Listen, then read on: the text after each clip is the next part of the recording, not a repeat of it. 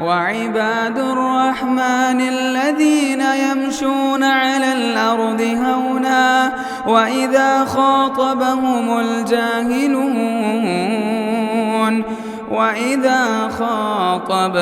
الجاهلون قالوا سلاما. السلام علیکم ورحمۃ اللہ وبرکاتہ. الحمد للہ رب العالمین والصلاة والسلام على سید الانبیاء والمرسلین نبینا محمد وعلى آلہ وصحبہ اجمعین، اما بعد. یقول اللہ سبحانہ وتعالی وَإِذْ قَالَ إِبْرَاهِيمُ رَبِّ اجْعَلْ هَذَا الْبَلَدَ آمِنًا وَجُنُبْنِي وَبَنِيَّ أَن نَّعْبُدَ الْأَصْنَامَ. اللہ تعالیٰ کا ارشاد ہے کہ جب حضرت ابراہیم علیہ السلام نے دعا کرتے ہوئے اللہ سے کہا کہ اے میرے پروردگار، اس مکۃ المکرمہ کو تو امن کا شہر بنا دی اور مجھے اور میری اولاد کو بت پرستی سے بچا لینا. اے میرے پروردگار، ان بتوں نے بہت سارے لوگوں کو گمراہ کر رکھا ہے، لہذا جو آدمی میری اتباع کرے گا وہ مجھ میں سے ہے، اور جو میری نافرمانی کرے گا بے شک اللہ تعالیٰ کی ذات غفور ہے، اس کی ذات رحیم ہے. محترم حاضرین، ان آیت کریمہ میں اللہ سبحانہ و تعالیٰ نے حضرت ابراہیم علیہ السلام کی دعا کا ذکر کیا. اگر آپ قرآن کریم کو پڑھیں گے تو بہت ساری ایسی دعائیں جو انبیاء علیہم السلام نے اپنے لیے کی، اپنے آل و اولاد کے لیے کی، اپنی قوم کے لیے کی، ان دعاؤں کو آپ دیکھیں گے. حضرت ابراہیم علیہ السلام نے چند ہی مقامات پر کچھ ایسی دعائیں ہیں جن کے اندر حضرت ابراہیم نے خصوصی طور پر اپنی ذریت کے لیے دعا کی. جیسے اس آیت کے اندر کہا وَجُنُبْنِي وَبَنِيَّ أَن نَّعْبُدَ الْأَصْنَامَ، کہ اللہ تو مجھے اور میری اولاد کو بت پرستی سے بچانا. کہیں آپ نے دعا کرتے ہوئے کہا رب اجعلنی مقیم الصلاۃ ومن ذریتی، کہ میرے پروردگار تو مجھے اور میری ذریت کو نماز قائم کرنے والا بنانا. کہیں کہا ربنا وجعلنا مسلمین لک ومن ذریتنا، کہ میرے پروردگار تو مجھے اپنا مطیع اور فرما بردار بنا اور اسی طرح میری ذریت کو بھی بنا.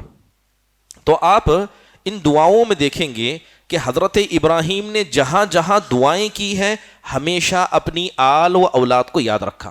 اسی پر علماء اکرام نے یہ مسئلے کو اخذ کرتے ہوئے کہا کہ انسان کے لیے ضروری ہے، خاص کر وہ انسان جو نیک ہے، ایمان والا ہے، اللہ سے دعا کرتا ہے تو ہمیشہ اپنی ضروریت کا حصہ دعا میں باقی رکھے، کیونکہ نیک اولاد کا ہونا یہ اللہ کے فضل کے بعد دعاؤں کی وجہ سے ہوتا ہے. اس لیے آپ دیکھیں کہ نیک اولاد ایک انسان کی زندگی میں کتنی اہمیت رکھتی ہیں. خصوصی طور پر اگر یہاں پر ان اولاد کو مراد لیا جائے جو اولاد دیندار ہو، عقیدے پر درست ہو اور ایسے نیک اعمال کو انجام دیتی ہو جس سے اللہ اس کے رسول خوش ہو جائیں، تو حقیقت میں وہ اولاد ہیں. یعنی اس کا مطلب یہ ہوا کہ انسان کو صرف اولاد مل جائے یہ نعمت ہے، لیکن اتنی بڑی نعمت نہیں. یہ نعمت انسان کے لیے زحمت بھی بن سکتی ہے. اس لیے آپ دیکھیں کہ جس کسی کے اولاد تو ہیں مگر وہ اللہ کی اطاعت نہیں کرتے ہیں، وہ نبی صلی اللہ علیہ وسلم کی اطاعت نہیں کرتے ہیں، تو ایسی اولاد اگرچہ نیک گھرانے میں بھی پیدا ہو جائے وہ ان نیک لوگوں کے لیے فتنہ ہے.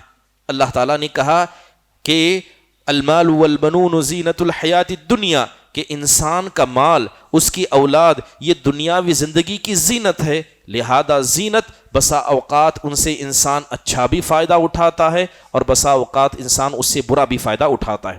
اس لیے دیکھیں کہ نیک اولاد کے لیے اگر آپ صرف نیک اولاد کے مقام کو اسلام کے اندر دیکھیں تو اسلام نے بڑی تفصیل سے نیک اولاد کے فائدے ہمیں بتائے. سب سے پہلی چیز ہے کہ نیک اولاد یہ کتنی اللہ کی بڑی نعمت ہے، اسے جاننا ہو تو آپ انبیاء کی دعاؤں کو دیکھیں. انبیاء ان سے بڑھ کر مقدس اور اللہ کا پیارا اس روئے زمین میں کوئی نہیں گزرا. وہ انبیاء بھی نیک اولاد کی دعائیں کرتے. جیسے حضرت ابراہیم کی دعا کا تذکرہ قرآن میں موجود ہے، حضرت زکریا ہو، حضرت موسیٰ ہو، سب کے سب انبیاء نے نیک اولاد کی دعا کی. دوسری اہم بات کہ انسان جیتے جی بہت سارے نیک اعمال کرتا ہے، لیکن اگر انسان اپنے پیچھے نیک اولاد چھوڑ جائے وہ دنیا سے چلا جائے گا مگر نیکی کا سلسلہ ختم نہیں ہوگا، وہ قبر میں ہوگا، اس کا ثواب بڑھتا رہے گا۔ اس لیے اللہ کے نبی نے کہا اذا مات الانسان انقطع عنہ عمله الا من ثلاث، کہ جب ایک آدمی دنیا سے چلا جاتا ہے تو اس کے عمل کا سلسلہ ختم ہو جاتا ہے مگر 3 چیزوں کے ذریعے اسے ثواب پہنچتا رہتا ہے۔ اس کے اندر آپ نے سب سے زیادہ اہمیت جس چیز کو دی وہ یہ تھا کہ اولد صالح یدعو لہ، کہ اس نے اپنے پیچھے نیک اولاد چھوڑی جو اللہ کی عبادت کرنے والی ہو اور وہ اس کے لیے دعا کرتی ہو۔ محترم حاضرین، نیک اولاد یہ صرف انسان کو دنیا میں نہیں بلکہ والدین کے درجات کو، چاہے وہ برزخی زندگی میں ہو، قیامت کے دن ہو یا جنت میں ہی کیوں نہ ہو، ان کے درجات کو بلند کرنے کا ذریعہ یہ نیک اولاد بنتی ہے۔ قرآن پڑھیں، اللہ نے کہا والذین آمنوا واتبعتهم ذریتهم بایمان، کہ وہ لوگ جو ایمان لائے اور ان کی ذریت بھی ایمان لائی، تو اللہ کہتا ہے کہ ان کے والدین کے ساتھ ہم نے ان کے بچوں کو ملا دیا۔ اگر بچے نیک نکلے، ماں باپ نیک نہیں ہوں گے تو ان نیک بچوں کو خوش کرنے کے لیے اللہ ان کے ماں باپ کو جنت میں ان کے بلند مقام کے ساتھ کر دے گا۔ اور اس کا برعکس ہوا، اگر ماں باپ نیک نکلے، اولاد نیک نہیں نکلی، تب بھی اللہ تبارک و تعالی والدین کی آنکھوں کو ٹھنڈک پہنچانے کے لیے اولاد کو وہ مقام عطا کرے گا۔ محترم حاضرین، آپ اگر قرآن پڑھیں گے تو ایک بنیادی بات آپ کو سمجھ میں آئے گی کہ حقیقت میں دنیا کے اندر بہت ساری نعمتیں انسان کو دی گئی، لیکن ایک ایسی نعمت ہے جو اس کی آنکھ کو ٹھنڈک پہنچاتی ہے، اس کے دل کو سکون پہنچاتی ہے۔ اس لیے سلف صالحین دعا کرتے، انبیاء دعا کرتے کہ اے اللہ ہماری ذریت کو تو ہماری آنکھوں کے ٹھنڈک بنا۔ آنکھوں کے ٹھنڈک کا مطلب یہ نہیں ہے کہ بچہ جوان ہو جائے، خوبصورت ہو جائے، وہ دنیا کے اندر اچھا جاب کما لے، پیسہ کما لے۔ حقیقت میں آنکھوں کی ٹھنڈک انسان کو تب ملتی ہے جب اس کی اولاد نماز کی پابند ہو جائے، یہ اللہ کی اطاعت کرنے والی ہو جائے، دنیا کے فتنوں سے بچنے والی بن جائے۔ ایمان والے کو اپنی اولاد کو اطاعت کرتے ہوئے دیکھ کر جو دل کو سکون اور آنکھوں کو ٹھنڈک ملتی ہے، ایسی ٹھنڈک اسے دوبارہ جنت ہی میں نصیب ہوتی ہے۔ اس لیے انبیاء، والدین جو ہیں وہ اپنے لیے اولاد کی آنکھوں کو ٹھنڈک بنانے کی دعا کیا کرتے تھے۔ محترم حاضرین، بعض لوگوں کا گمان ہے کہ ہمارے پاس اولاد ہے تو یہ اولاد اللہ کی نعمت ہے۔ صرف اولاد کا ہونا یہ اللہ کی نعمت نہیں ہے بلکہ اس اولاد کا نیک ہونا بھی ضروری ہے، ورنہ وہی اولاد فتنے، فساد، گھروں کے لڑائی جھگڑے، ان سارے مسائل کی وجہ بن جاتی ہے۔ کیا معاشرے نے ایسے ماں باپ کو نہیں دیکھا جو دنیا میں جب تک تھے انہوں نے ہمیشہ صدقہ و خیرات کیا، انہوں نے دین کو قائم کرنے کے لیے زندگیاں بسر کر دی، لیکن ان کے جانے کے بعد جو تھوڑا موڑا مال انہوں نے چھوڑا تھا اس مال کے لیے آپس میں بھائی کوٹوں تک پہنچ گئے۔ اولاد نے لڑائی جھگڑے کو اپنی زندگی کا مقصد بنایا۔ لہذا نیک اولاد جس طرح جیتے جی ایک باپ کا نام بلند ہوتا ہے، مرنے کے بعد بھی یہی نیک اولاد اپنے باپ کے نام کو بلند کرتی ہے۔ محترم حاضرین، نیک اولاد کا ہونا یہ صرف انسان کے اپنے فائدے کے لیے نہیں ہے بلکہ نیک اولاد یہ صرف ایک انسان کے گھر کو نہیں بلکہ ساری امت کو فائدہ پہنچاتی ہے۔ لہذا امت کے اندر اگر کوئی آدمی امت کی بھلائی میں اپنا حصہ لگانا چاہتا ہے تو جس طرح وہ امت کی بھلائی کی فکر کرتا ہے اپنی اولاد کو ویسا بنائے، اپنی اولاد کو عالم بنائے، داعی بنائے، معلم سکھانے والا بنائے، سنت کی مدد کرنے والا، لوگوں کو نصیحت کرنے والا بنائے۔ حقیقت میں ایسی اولاد یہ معاشرے کی اصلاح کا ذریعہ بھی بن جاتی ہے۔ اس لیے جب حضرت ابراہیم نے دعائیں کی تو ایک دعا کرتے ہوئے یہ کہا کہ وجعلنا فی ذریتہ النبوۃ والکتاب، کہ حضرت ابراہیم کی دعاؤں کو ہم نے سنا اور اللہ نے نبوت کو اور کتاب کو انہی کے خاندان میں رائج کر دیا۔ محترم حاضرین، نیک اولاد یاد رکھیے کہ بسا اوقات نیک اولاد انسان کے بڑھاپے میں سہارا بنتی ہے۔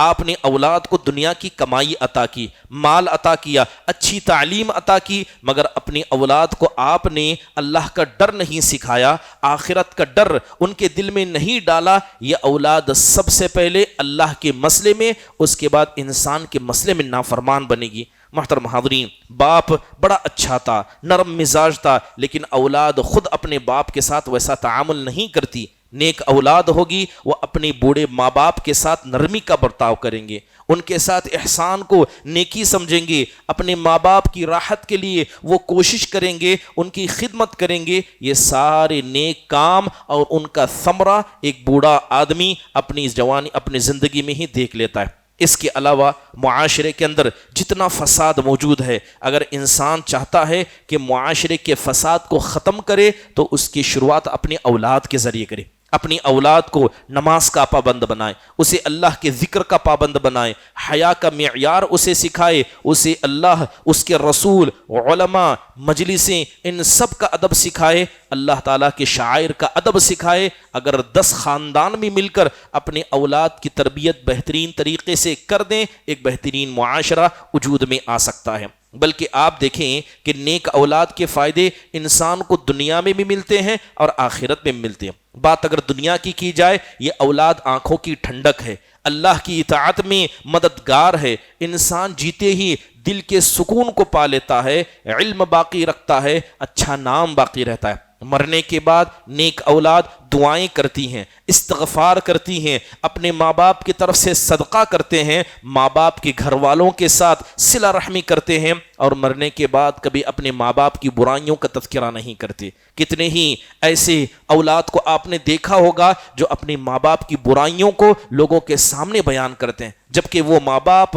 جن کا اتنا بڑا احسان تھا کہ اللہ نے کہا کہ جس طرح اللہ نے تمہیں دنیا میں پیدا کیا، اللہ تبارک و تعالیٰ کے بعد یہ تمہارے ماں باپ یہ تمہاری دنیا میں آنے کی وجہ بنے ہیں۔ انسان ان کی گودوں میں پل کر، ان کے اللہ کے فضل کے بعد ان کے کمائے ہوئے رزق کو کھا کر اور سب کچھ حاصل کر کے ان کی دنیا کے جانے کے بعد ان کی برائیاں کرے، حقیقت میں ضروری ہے کہ اس مسئلے کو سمجھا جائے۔ محترم حاضرین، اللہ تبارک و تعالیٰ نے کہا وَجُنُوبْنِي وَبَنِيَّ أَن نَعْبُدَ الْأَصْنَامَ۔ حضرت ابراہیم نے دعا کرتے ہوئے کہا کہ میرے پروردگار تو مجھے اور میری اولاد کو بت پرستی سے بچانا۔ اب سوال یہ ہے، کیا کوئی نبی اب تک تاریخ میں ہمیں ایسا ملا ہے کہ جنہوں نے بت پرستی کی ہو، یا ان کے اولاد جو انبیاء ہیں انہوں نے بت پرستی کی ہو؟ اب یہ دعا کون کر رہے ہیں؟ حضرت ابراہیم جو اللہ کے خلیل ہیں، حضرت ابراہیم جو ائمہ میں کے امام ہیں۔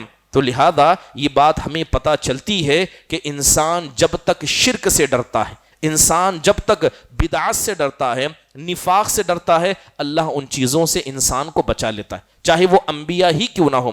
اس لیے سلف صالحین نفاق کے مسئلے میں اپنے دل میں ڈر رکھتے تھے۔ بڑے بڑے کبار صحابہ کو دیکھیں، ان کے دل میں نفاق کا ڈر تھا۔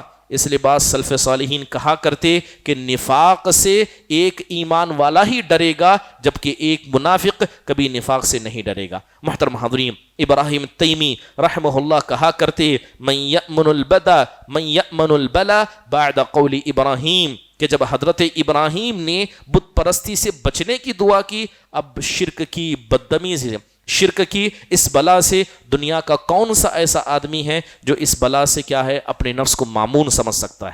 محترم حاضرین، حضرت ابراہیم علیہ السلام نے دعا کی، کہا کہ اے اللہ تو میری اولاد کو شرک سے بچانا۔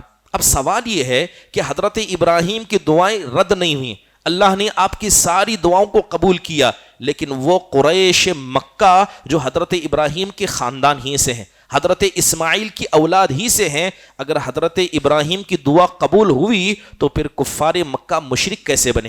یہ کعبۃ اللہ میں بت رکھنے والے کیسے بنے؟ علماء اکرام نے اس کا جواب دیتے ہوئے کہا کہ جب حضرت ابراہیم نے دعا کی تھی تو جو ان کی اولاد اور ان کی اولاد یعنی اپنے بیٹے اور اپنے پوتے جو وہاں پر موجود تھے، حضرت ابراہیم نے ان کے لیے دعا کی تھی، لہذا اللہ نے ان کی دعا کو قبول کر دیا۔ بعض علماء نے کہا کہ اللہ تبارک و تعالیٰ سے جب حضرت ابراہیم نے دعا کی تو صاف کہا تھا فَمَن تَبِعَنِي فَإِنَّهُ مِنِّي، کہ اگر اولاد میری ہی ہو لیکن جب تک وہ میری فرما برداری کرے گی، شریعت اسلامیہ کو مانے گی، وہ میری اولاد ہے۔ اگر اولاد ایسی ہو جو اللہ کی نافرمان ہو تو حضرت ابراہیم نے کہا کہ وہ میری اولاد میں سے نہیں ہے۔ تو گویا یہ دعا صرف مومنوں کے لیے تھی۔ بعض علماء نے کہا کہ اللہ تبارک و تعالیٰ سے حضرت ابراہیم نے دعا تو کی، مگر اللہ نے بعض اولاد کے مسئلے میں حضرت ابراہیم کی دعا کو قبول کیا، تو بعض کے مسئلے میں اللہ نے دعا کو قبول نہیں کیا۔ محترم حاضرین، حضرت ابراہیم نے دعا کی اور کہا رب اجعل هذا البلد آمنا، کہ میرے پروردگار تو اس شہر کو امن والا بنا دے۔ اب یہ شہر کون سا شہر ہے؟ یہ مکۃ المکرمہ ہے۔ اب یہاں پر ایک مسئلہ یہ ہے کہ جب حضرت ابراہیم کی ہر دعا قبول ہو چکی ہے اور مکہ کے امن اور سکون کے رہنے کی جگہ کے بارے میں حضرت ابراہیم نے دعا کی ہے، تو ہم بہت سارے ایسے واقعات کو سن چکے ہیں جس میں صاف پتہ چلتا ہے کہ مکہ پر کئی بار حملہ ہو چکا ہے، وہاں کے کعبۃ اللہ کو نقصان پہنچایا گیا، وہاں پر مسلمانوں کا قتل ہوا۔ اب سوال یہ ہے کہ حضرت ابراہیم نے دعا کی کہ اللہ تعالیٰ مکہ کو امن کا شہر بنا دے، پھر ایسے جو حملے ہوئے اس سے ہم کیا سمجھیں؟ بنیادی طور پر جب تک آپ مکہ کی تاریخ کو نہیں سمجھیں گے اس حقیقت کا جواب نہیں سمجھ سکتے۔ محترم حاضرین، اللہ تبارک و تعالیٰ نے جب حضرت ابراہیم اور اسماعیل کو کعبۃ اللہ بنانے کا حکم دیا تو حضرت ابراہیم تو چلے گئے، مگر وہاں پر حضرت اسماعیل علیہ السلام کی نسل آگے بڑھتے رہی۔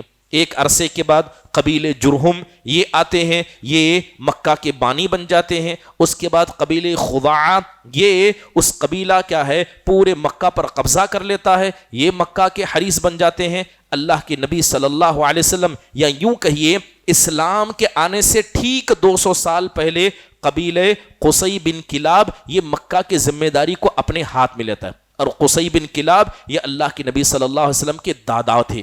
تو گویا 200 سال پہلے اسلام کے آنے سے پہلے اللہ کے نبی صلی اللہ علیہ وسلم کے خاندان نے مکہ کو اپنی ماتحتی میں لیا تھا۔ اگر آپ تاریخ پڑھیں گے تو آپ کو سمجھ میں آئے گا کہ مکہ کو گرانے یا مکہ پر کتنے لوگوں نے حملہ کیا۔ سب سے پہلے جو تاریخ میں نظر آتا ہے وہ ہمیں ابرہہ کا قصہ نظر آتا ہے۔ ابرہہ کا قصہ، ابرہہ یہ یمن کا بادشاہ تھا۔ اب اس نے ارادہ کیا کہ مکہ کے مقام کو ختم کر کے اس نے جو کعبہ بنایا تھا لوگ اس کی طرف آئیں، لہذا 570 میلادی میں وہ ایک بڑا لشکر لے کر نکلا تھا جس میں ہاتھیوں کی کثرت تھی، اور اللہ تعالیٰ نے سورہ فیل کے اندر اسی کا تذکرہ کیا۔ ہوا کیا؟ آخرکار اللہ نے سب کو ہلاک و برباد کر دیا، کوئی مکہ تک نہیں آ سکا، لیکن مکہ کے سارے لوگ ڈر گئے تھے، یہاں تک کہ عبد المطلب یہ مکہ چھوڑ کر باہر نکل گئے تھے اور کہنے لگے، جب لوگوں نے کہا اے عبد المطلب اس گھر کی حفاظت کی ذمہ داری ہماری ہے، ہم کیوں مکہ چھوڑ کر جائیں؟ تو عبد المطلب نے کہا تھا کہ اس کی حفاظت اس کا رب ہی کرے گا، اور آخرکار اللہ نے مکہ کی حفاظت کی۔ دوسرا حملہ جو مکہ کے اندر دیکھا جاتا ہے وہ خود اللہ کے نبی صلی اللہ علیہ وسلم نے کیا تھا۔ جب آپ نے مکہ کو فتح کیا، حالانکہ کوئی بڑی لڑائی نہیں ہوئی مگر مکہ کے اندر قتل کیا گیا، 4 لوگوں کو مکہ کے اندر قتل کیا گیا۔ 8 ہجری میں مختلف محدود انداز ہی سے صحیح لیکن مکہ پر حملہ ہوا، اور وہ حملہ خود اللہ کے نبی صلی اللہ علیہ وسلم نے کیا تھا۔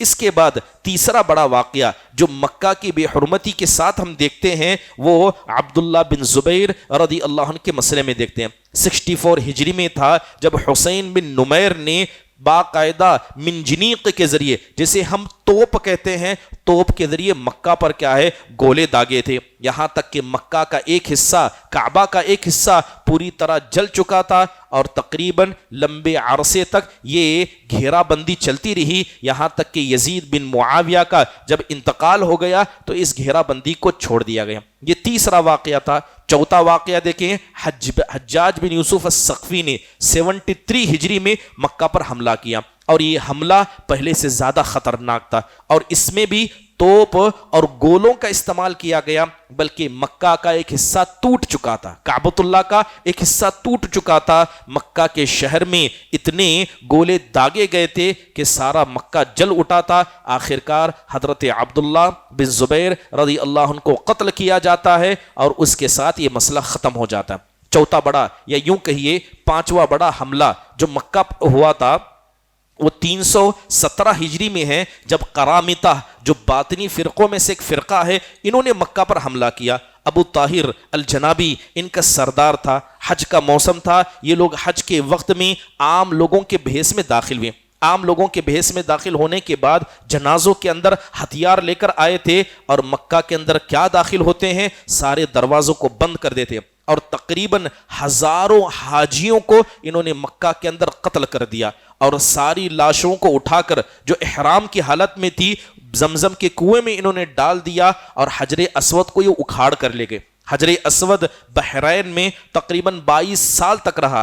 آج جو حجر اسود ہم دیکھتے ہیں، حجر اسود مکمل نہیں بلکہ 5 یا 7 چھوٹے چھوٹے حجر اسود کے ٹکڑے ہیں، اتنا ہی باقی ہے۔ اصل جو حجر اسود تھا قرامطہ لے گئے اور اسے برباد کر کے انہوں نے ختم کر دیا۔ اس کے علاوہ 1979 میلادی کے اندر ایک اور حملہ مکہ پر ہوا تھا، یہ بڑا مشہور قصہ ہے جہیمان العطیبی کا، آپ نے سنا ہوگا۔ یہ کیا ہے، مدینہ کا رہنے والا تھا، بعض لوگوں نے الگ شہر بھی بتایا ہے، جامعہ اسلامیہ کے اندر بھی اس نے تعلیم کو حاصل کی، سعودی عام فورس کے اندر یہ شامل تھا، لیکن اس کے مزاج کے اندر خوارج کی عادتیں تھی۔ آخرکار ایسا ہوا کہ ایک دن فجر کے بعد اس نے مکہ پر حملہ کیا، جنازوں کے اندر گن اور ہتھیار لے کر کعبۃ اللہ کے اندر داخل ہوتے ہیں۔ 200 سے 300 فوجی اس کے ساتھ تھے، سارے دروازوں کو بند کر لیا گیا، وہاں پر جو فوجی دستہ تھا اسے قتل کیا گیا۔ تقریباً 2 ہفتے تک یہ جنگ چلتی رہی۔ آخرکار ابن باز رحم اللہ نے فتویٰ دیا کہ یہ باغی ہیں، انہوں نے حرم پر حملہ کیا ہے، لہذا فوج کو حکم دیا کہ فوج جس طرح ہو کعبۃ اللہ کے اندر داخل ہو اور سب کو قتل کیا جائے۔ آخرکار 1980 کے اندر کیا ہے، ان کو پکڑا گیا، بلکہ حملہ ہوتے ہی 2 ہفتے کے اندر اس کو پکڑا گیا، مگر جہیمان العطیبی یہ اس میں مارا نہیں گیا تھا۔ بعد میں سعودی حکومت نے اس پر اعدام کا حکم لگا کر اسے پھانسی دے دی گئی تھی۔ محترم حاضرین، یہ تو میں نے کچھ مختصر قصے بتائے جس کے اندر باقاعدہ مکہ پر حملہ کیا گیا، کعبۃ اللہ کے اندر قتل و غارت گری کی گئی۔ اب سوال یہ ہے کہ جب حضرت ابراہیم نے دعا کی تھی کہ مکہ کا شہر امن والا ہو، تو آخرکار اتنے حادثے کیسے ہوئے؟ علماء نے اس کا جواب دیتے ہوئے کہا کہ اللہ تبارک و تعالیٰ سے جب حضرت ابراہیم نے دعا کی تھی تو دعا کا مطلب یہ تھا کہ مکہ شہر برباد نہ ہو، اس کے در و دیوار توڑی نہ جائے، اور حقیقت میں جب سے مکہ بنا ہے کبھی بھی مکمل شہر کو برباد نہیں کیا گیا۔ دوسری بات یہ ہے کہ حضرت ابراہیم نے جو دعا کی تھی اس دعا کا مطلب یہ تھا کہ جو مکہ میں رہے گا اللہ تعالیٰ اسے امن و سکون دے گا، اللہ اس کے دل کو امن و سکون دے گا۔ اور حقیقت میں آپ دیکھیں کہ تاریخ میں بیان کیا گیا کہ یہاں تک کہ انسان تو انسان، جانور بھی جب حدود حرم میں داخل ہوتے وہ بڑے آرام سے رہا کرتے، کیونکہ اللہ تبارک و تعالیٰ نے مکہ کو اور اس کے حدود حرم کو کیا ہے، امن سے گھیر دیا ہے، اور حقیقت میں یہی جواب زیادہ صحیح ہے۔ محترم حاضرین، امن حقیقت میں یہ اللہ کی بہت بڑی نعمت ہے۔ انبیاء علیہ الصلاۃ والسلام کو پتا تھا کہ امن کتنی اللہ کی بڑی نعمت ہے۔ آج آپ دیکھیں کہ اسلامی ممالک میں کتنے ایسے اسلامی ممالک ہیں جہاں جنگ کی حالات موجود ہیں، لوگ نمازوں کے لیے نہیں نکل رہے ہیں۔ آپ دیکھیں گے کہ انسان کو اپنی جان اور مال کا خطرہ ہے۔ حالات تو ایسے ہیں کہ علم کی مجلسیں ختم ہو گئی، لوگوں کے دلوں سے سکون ختم ہو گیا، بلکہ جرم بڑھ گیا، مجتمع کے اندر فساد بڑھ گیا۔ آپ دیکھیں تجارتیں ٹھپ ہو رہی ہیں، شہروں پر بمباری کی جا رہی ہے، اور معصوم بچوں اور بچیوں کو قتل کیا جا رہا ہے۔ جب فساد بڑھتا ہے یہ سارے معاملے ہوتے ہیں۔ اللہ تعالیٰ کا فضل ہے کہ اس ملک عزیز کے اندر مسلمان بڑے امن سے ہیں۔ آج یہاں اس مسجد کے اندر ہم بیٹھے ہیں تو اللہ کی ایک نعمت امن کی وجہ سے بیٹھے۔ ابھی کوئی مسئلہ ہو جائے، کوئی آدمی مسجد میں نہ آئے، نہ اسے اپنی تجارت کا خیال ہوگا، نہ اپنی اولاد کا خیال ہوگا، بلکہ بات اب جب جان پر بن کر آئے تو سمجھ لیجئے کہ انسان کی ساری زندگی متاثر ہوتی ہے۔ اسی امن کی دعا حضرت ابراہیم علیہ الصلاۃ والسلام نے مکہ کے لیے کی تھی۔ اللہ تعالیٰ سے دعا ہے اللہ تبارک و تعالیٰ ہم سب کو بھی امن کا باعث بنانے والا بنائے۔ اللہ تبارک و تعالیٰ ہمیں نیک اولاد کے مسئلے میں دعا کرنے والا، ان کے لیے کوششیں کرنے والا بنائے۔ آمین۔ اقول قولی ھذا واستغفر اللہ لی ولکم ولسائر المسلمین من کل ذنب فاستغفروه انہ هو الغفور الرحیم۔ جزاکم اللہ خیر واحسن اللہ الیکم۔ السلام علیکم ورحمۃ اللہ وبرکاتہ۔ مسجد عباد الرحمن کے پلیٹ فارم سے ہونے والی دعوت و تبلیغ کے مشن کو آگے بڑھانے میں ہمارا بھرپور ساتھ دیں۔ علم و عمل سے ناطہ جوڑنے کے لیے اہل علم سے جڑیں۔ مسجد عباد الرحمن کے یوٹیوب چینل کو سبسکرائب کریں اور آگے شیئر کرنا ہرگز نہ بھولیں۔ فجزاکم اللہ خیر۔